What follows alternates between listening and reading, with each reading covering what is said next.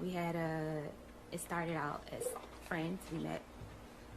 It started out as friends, became mutual, and we would meet up, hang out, and we decided I would come work for him like February of 2025. All right, y'all. This situation involving Stefon Diggs is getting messier by the day. And now that the trial has officially started, we're finally hearing details straight from the courtroom. And let's just say the story is not as straightforward as people expected. So according to court testimony, Diggs is currently facing serious allegations, including felony strangulation and misdemeanor assault. But here's where things immediately get complicated, because the defense came out strong, basically saying none of it ever happened. They told the jury there was no assault, no strangulation, no on the date in question. And what makes this even more interesting, they claim there were multiple people inside the house at the time, yet no one reported seeing or hearing anything unusual. Now that alone raises questions, but then the prosecution introduces their key witness, a woman who wasn't just an employee, she was allegedly much more than that. We're talking about Diggs's live-in private chef who took the stand and began laying out her version of events. According to her testimony, the relationship didn't start as strictly professional. She says it began as a friendship, then turned romantic, and eventually became a working relationship when she moved in and started working as his personal chef around early 2025. She described her job as full-time, cooking breakfast, lunch, dinner, and snacks, not just for Diggs, but for anyone in the house. And for all of that, she says she was being paid around $2,000 a week. So on the surface, it sounds like a pretty structured arrangement, but behind the scenes, that's where things allegedly started to unravel. Because during her testimony, she revealed that tensions inside the house were already building, especially involving other women connected to Diggs.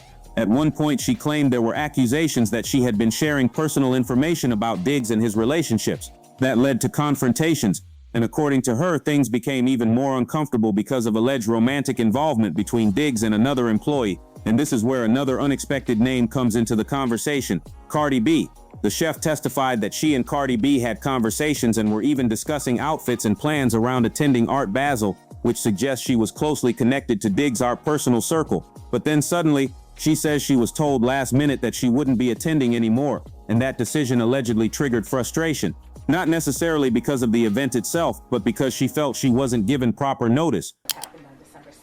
Okay, I also didn't put in a police report our sexual relationship because I was ashamed. The police report got Statements happening, and the first witness, the personal private chef of Stefon Diggs, taking the stand. Stefon Diggs is facing felony strangulation or suffocation and misdemeanor assault and battery charges. The two sides taking very different approaches to opening statements. The testimony.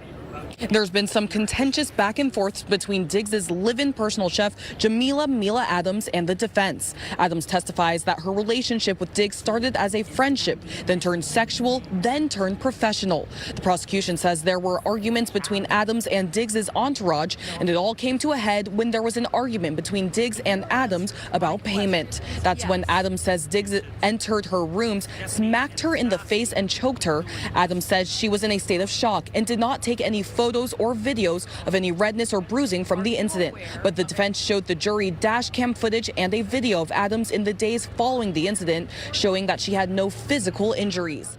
Now fast forward to the incident at the center of the case. According to her testimony, things escalated after a disagreement, reportedly involving money and payment issues. She claims Diggs entered her room, slapped her, and then choked her. That's the core allegation. But here's where the defense starts pushing back hard, because they pointed out something that could seriously impact credibility. There is no physical evidence supporting the claim, no medical records, no visible injuries, no photos, no videos showing bruising. In fact, the defense even presented footage from after the alleged incident, showing her without any visible marks or injuries. And that's not all. During cross-examination, it also came out that she had not initially disclosed their sexual relationship in her police report, something she later admitted was because she felt ashamed. On top of that, there were mentions of deleted messages, which the defense is now using to question whether key details are being withheld. So now the case is turning into more than just he said, she said. It's becoming a situation where the jury has to evaluate credibility, missing evidence, personal relationships, and possible motives. And if you really step back and look at the bigger picture, this situation isn't just about one incident. It's about a complicated living environment, blurred lines between personal and professional relationships, and a house dynamic that, based on testimony, may have already been unstable before anything allegedly happened. Now, to be clear, none of this proves guilt or innocence, and that's important, because right now everything being discussed in court is still allegation, and Diggs remains innocent until proven guilty. But what is clear is that this case is far more layered than what people initially thought when the headlines first dropped. And with more testimony expected, this story is far from over. The media reaction to the Stefon Diggs trial has been exactly what you would expect when you mix celebrity status, serious allegations, and a complicated personal dynamic. It's loud, divided, and constantly evolving as new courtroom details come out. At the mainstream level, most traditional outlets have taken a measured and cautious approach. Major sports and legal reporting platforms are sticking closely to courtroom facts, emphasizing phrases like alleged, according to testimony, and ongoing trial. They're focusing on the legal weight of the charges, felony strangulation and misdemeanor assault, while also highlighting the defense's argument that there is no physical evidence to support the claims. This type of coverage tends to avoid speculation, instead framing the case as a developing legal situation that will ultimately be decided in court. But once you step outside of traditional media and into social media and entertainment blogs, the tone shifts dramatically. Platforms like YouTube, Instagram, and Twitter have turned this into a full-blown debate, with creators, bloggers, and commentators dissecting every single detail from the chef's testimony to the alleged relationships inside Diggs' household. And one of the biggest talking points dominating the conversation is credibility. A large portion of online commentary is focused on the lack of physical evidence. People keep circling back to the same question: how does a case involving alleged physical assault have no visible injuries, no medical records, and no documented proof? For many viewers, that immediately creates doubt. In today's digital age, people are used to seeing receipts, texts, photos, videos, and when those are missing, skepticism naturally grows. At the same time, there's another group pushing back against that mindset, pointing out that not all incidents leave visible marks, and that absence of evidence doesn't automatically mean something didn't happen. This divide is creating a very polarized discussion online, where people are essentially choosing sides based on how they interpret the available information. Another major layer shaping media reaction is the nature of the relationship between Diggs and the accuser. The fact that their connection allegedly moved from friendship to romantic involvement and then into a professional working relationship has become a central point of analysis. Media outlets and commentators alike are emphasizing how blurred boundaries can complicate both personal dynamics and legal narratives. In particular, discussions are highlighting how living and working in the same environment combined with alleged romantic ties can create situations where conflict, jealousy, and miscommunication escalate quickly. This isn't just being framed as a single incident anymore, it's being presented as a situation rooted in a larger, more complex household dynamic. Then there's the entourage factor. Reports that multiple people were living in or frequently present at Diggs' home have sparked even more questions.